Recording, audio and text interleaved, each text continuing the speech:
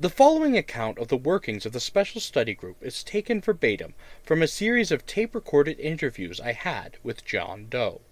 The transcript has been edited to minimize the intrusion of my questions and comments, as well as for length, and the sequence has been revised in the interest of continuity. LCL. How was the group formed? The general idea for it, for this kind of study, dates back at least to 1961. It started with some of the new people who came in with the Kennedy administration, mostly, I think, with McNamara, Bundy, and Rusk. They were impatient about many things. One of them was that no really serious work had been done about planning for peace, a long-range peace, that is, with long-range planning. Everything that had been written on the subject before 1961 was superficial. There was insufficient appreciations of the scope of the problem. The main reason for this, of course, was that the idea of a real peace in the world, general disarmament, and so on, was looked on as utopian, or even crackpot. This is still true, and it's easily enough to understand when you look at what's going on in the world today. It was reflected in the studies that had been made up to that time. They were not realistic. The idea of the special study, the exact form it would take, was worked out early in '63.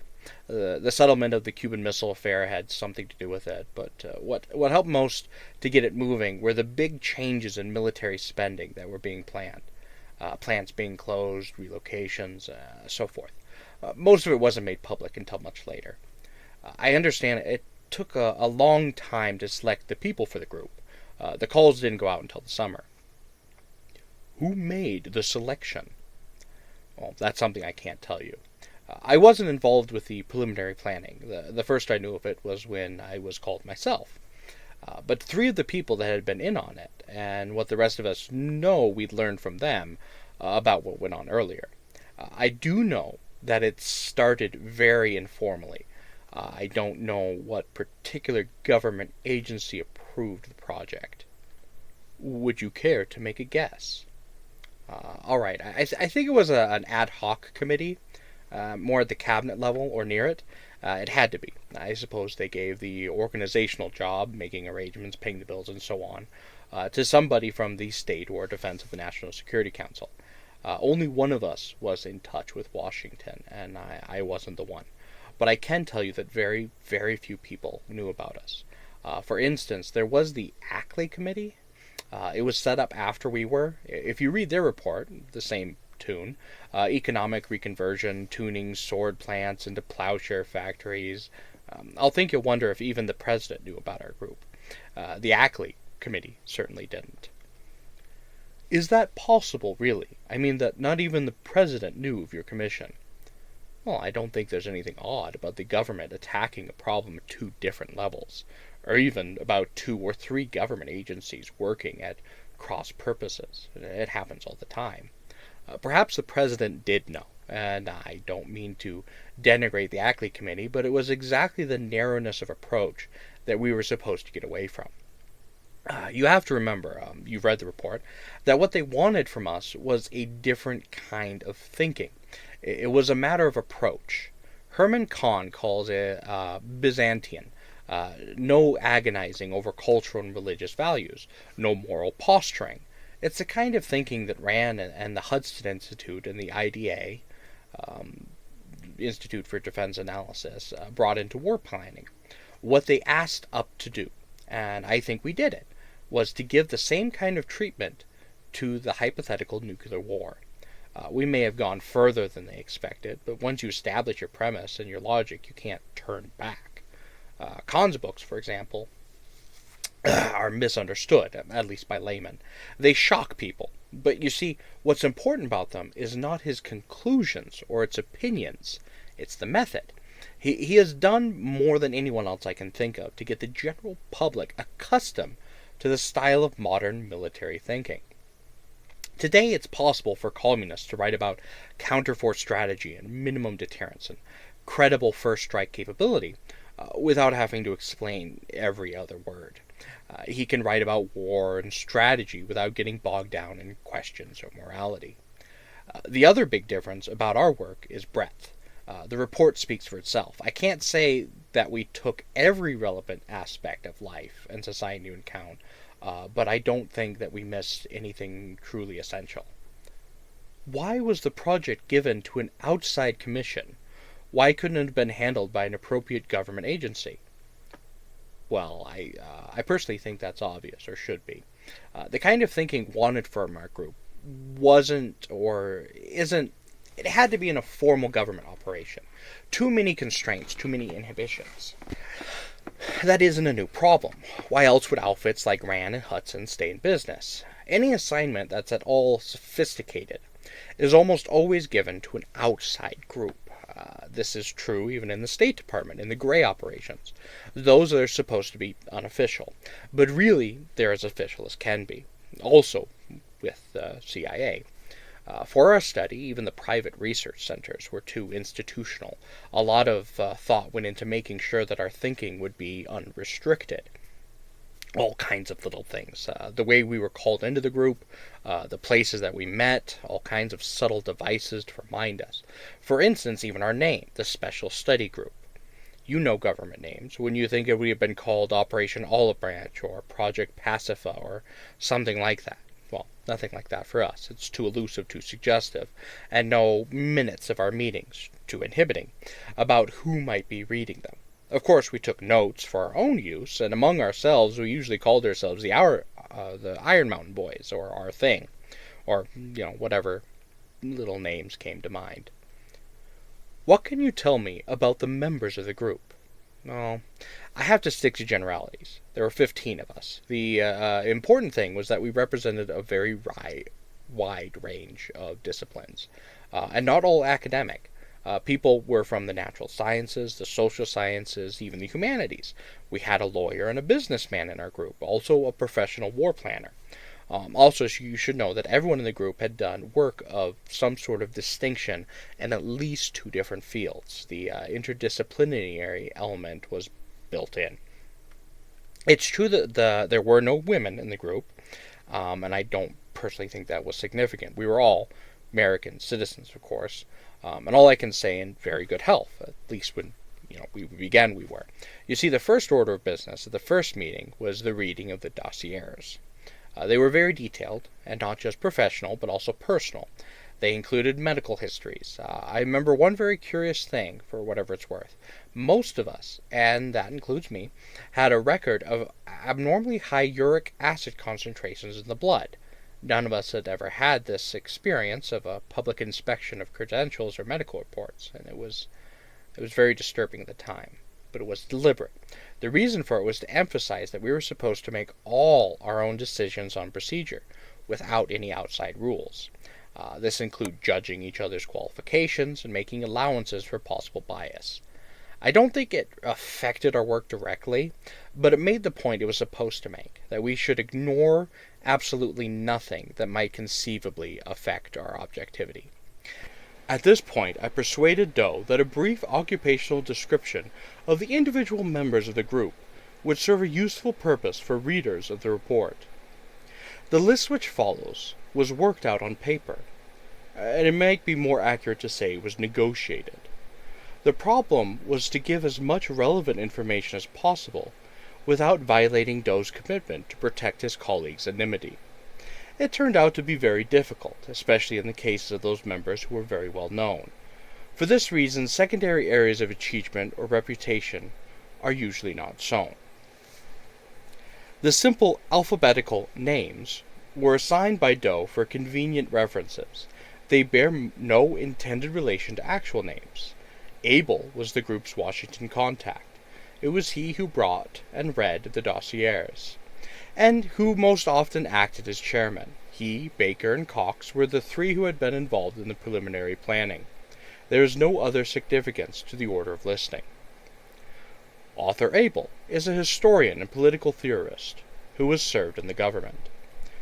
Bernard Baker is a professor of international law and a consultant on government operations. Charles Cox is an economist, social critic, and biographer. John Doe. Edward Ellis is a sociologist, often involved in public affairs. Frank Fox is a cultural anthropologist. George Green is a psychologist, educator, and developer of personal testing systems.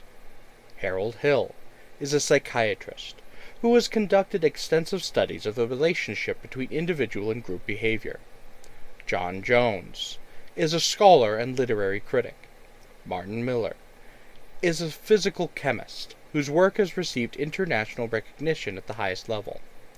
Paul Peters, biochemist, who has made important discoveries bearing on reproductive processes. Richard Rowe is a mathematician affiliated with an independent West Coast research institution. Samuel Smith is an astronomer, physicist, and communications theorist. Thomas Taylor is a systems analyst and war planner who has written extensively on war, peace, and international relations. William Wright is an industrialist who has undertaken many special government assignments. So how did the group operate? I mean, where and when did you meet and so forth? Well, we met on the average of once a month. Usually was on weekends and usually for 2 days. We had a few longer sessions and one that lasted only 4 hours. We met all over the country, always at different places, except for the first and last time, which were at Iron Mountain. It was like a traveling seminar, sometimes at hotels, sometimes at universities. Twice we met at summer camps, and once at a private estate in Virginia. We used a business place in Pittsburgh, and another in Poughkeepsie, which is in New York. We never met in Washington, or on government property anywhere. Abel would announce the times and places 2 meetings ahead. They were never changed. We didn't divide into subcommittees or anything else that formal, but we all took individual assignments between meetings. A lot of it involved getting information from other people, among the 15 of us. I don't think there was anybody in the academic or professional world we couldn't call on if we wanted to, and we did take advantage of it. We were paid a very modest per diem. All of it was called expenses on the vouchers. We were told not to report it on our tax returns. The checks were drawn on a special account of Abel's at a New York bank. He signed them, and I don't know what the study actually cost. So far as our time and travel were concerned, it couldn't have come to more than the low 6-figure range. But the big item must have been computer time, and I have no idea how high this ran. You say that you didn't think your work was affected by professional bias. What about political and philosophical bias? Is it possible to deal with questions of war and peace without reflecting personal values? Yes, it is. I can understand your skepticism, but if you had been at any of our meetings, you'd have had a very hard time figuring out who were the liberals and who were the conservatives, or who were hawks and who were doves. There is such a thing as objectivity, and I think we had it. I don't say no one had any emotional reaction to what we were doing. We all did, to some extent. As a matter of fact, 2 members had heart attacks after we were finished, and I'll be the first to admit it probably wasn't a coincidence. You said you made up your own ground rules. What were these ground rules? Well, the most important were informality and unanimity.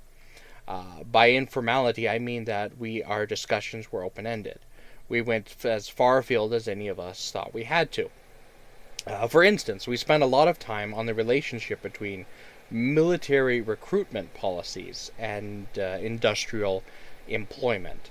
Before we were finished with it, we'd gone through the history of Western penal codes and any number of comparative psychiatric studies of draftees and volunteers.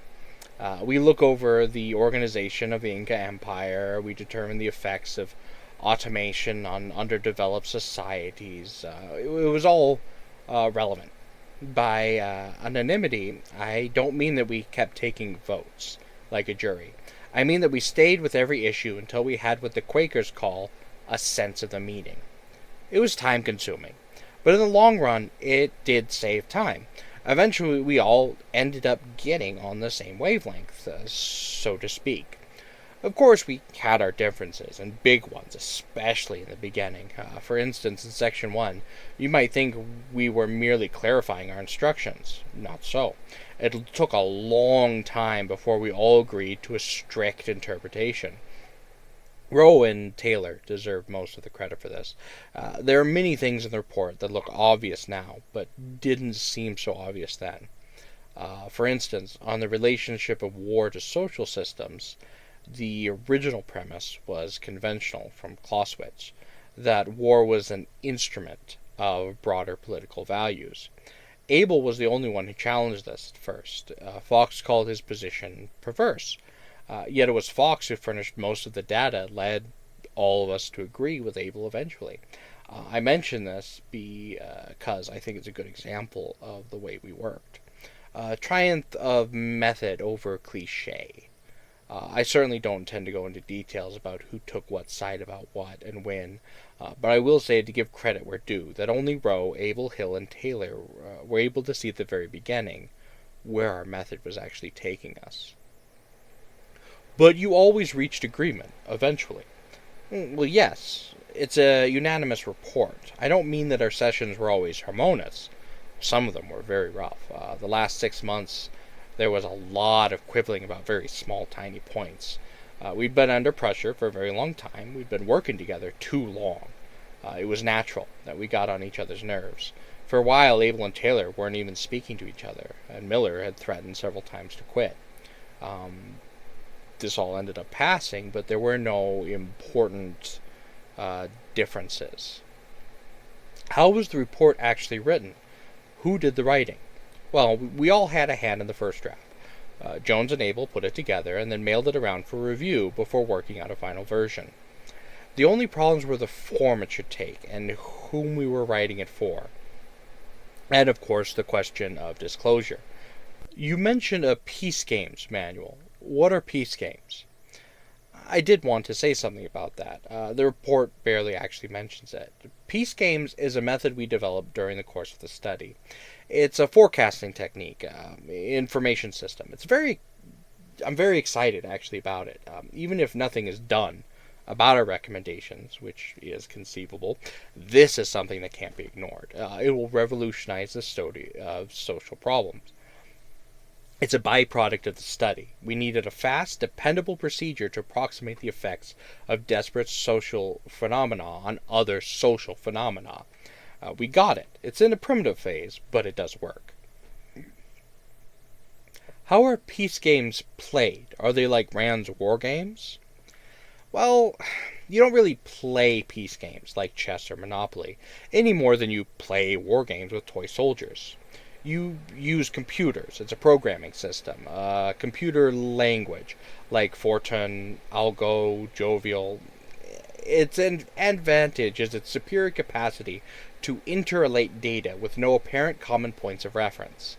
A simple analogy is likely to be misleading, but I can give you some examples. For instance, suppose I ask you to figure out what the effect a moon landing by U.S. astronauts would have on an election in, say, Sweden, or what effect a change in draft law, a specific change, would have on the value of a real estate in downtown Manhattan, or a certain change in college entrance requirements of the United States on the British shipping industry. You'd probably say first that there would be no effect to speak of, and second that there'd be no way of telling. But you're wrong on both accounts. In each case, there would be an effect. And the peace games method could tell you most likely what it would be, quantitatively, of course. I didn't take these examples out of the air. We use them in working out the method. Essentially, it's an elaborate, high-speed trial and error system for determining working algorithms, like most sophisticated types of computer problem solving. A lot of the games of this kind you read about are just glorified and conversational exercises. They really are games and nothing really more. I just saw one report in the Canadian Computer Society Bulletin called a Vietnam Peace Game. They use simulation techniques, but the programming hypotheses are very speculative. The idea of a problem-solving system like this is not original with us. ARPA has been working on something. ARPA is the Advanced Research Projects Agency. It's one of the departments of the Defense, the DoD. General Electric in California. There are others that actually use this system as well. We were successful not because we know more than they do about programming, we don't know more than they do about programming, but because we learned how to formulate the problems accurately. It goes back to the old saw. You can always find the answer if you know the right question. Supposing you didn't develop this method, would you have come to the same conclusions in the report? I would say most certainly, but it would have taken many, many times longer. But please don't misunderstand my enthusiasm about the peace game method. With all due respect to the effects of computer technology on modern thinking, basic judgments must still be made by human beings. The peace games technique isn't responsible for our report. We are. Contrary to the decision of the special study group of which I was a member, I have arranged for the general release of our report. I am grateful to Mr. Leonard C. Lewin for his invaluable assistance in making this possible, and to the Dial Press for accepting the challenge of publication. The responsibility for taking this step, however, is mine and mine alone. I am well aware that my action may be taken as a breach of faith by some of my former colleagues. But in my view, my responsibility to the society for which I am a part supersedes my self-assumed obligation on the part of 15 individual men.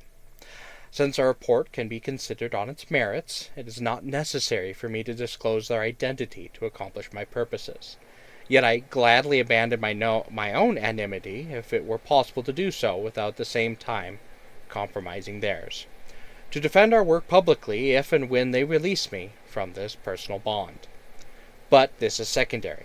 What is needed now, and needed badly, is widespread public discussion and debate about the elements of war and the problems of peace. I hope that the publication of this report will serve to initiate